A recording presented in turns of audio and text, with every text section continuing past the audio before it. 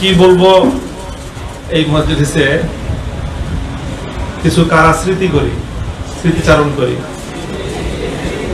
এলোমেলো কিছু কথা বলবো, খুব গোছানো কোনো কথা হয়তো আজকে হবে না। কারাগারে যখন বিদ্যুৎ চলে যেত তখন একজনের কথা আমার খুব মনে পড়তো, তিনি হলেন মাওলানা হাবিবুল্লাহ মাহমুদ কাসেম। কেন মনে পড়তো কেউ অনুমান করতে পারো?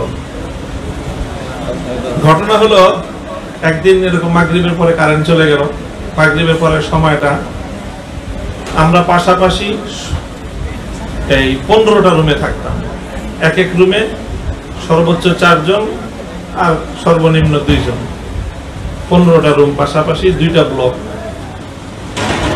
তো মোটামুটি যখন বিদ্যুৎ থাকে তখন তো সব জায়গায় একটা আওয়াজ থাকে, ফ্যানগুলো ঘুরতে থাকে, তো অনেক দূর থেকে আওয়াজ পাওয়া যায় না।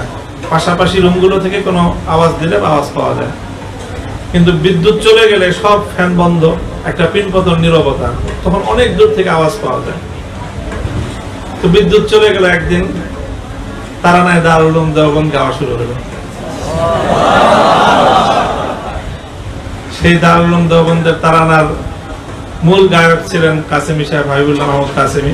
আর আমরা আমাদের ভাঙ্গাচোরা গলা যাই আছে তা নিয়ে ওনার সঙ্গে কোরাস গাইছি, এবং এটা খুব খারাপ শোনা যায়নি। ওনার সুরের সাথে আমাদের সবার সুরও মিলে গেছে। ছাত্র, ওস্তাদ, অনেক ধরনের মানুষই ছিলাম আমরা, আলহামদুলিল্লাহ। তো এর পরবর্তীতে উনি তো খুব দ্রুতই রুখসত হয়ে গেছে, ওনার ছুটি হয়ে গেছে। পরবর্তী দীর্ঘ সময় আমরা ছিলাম।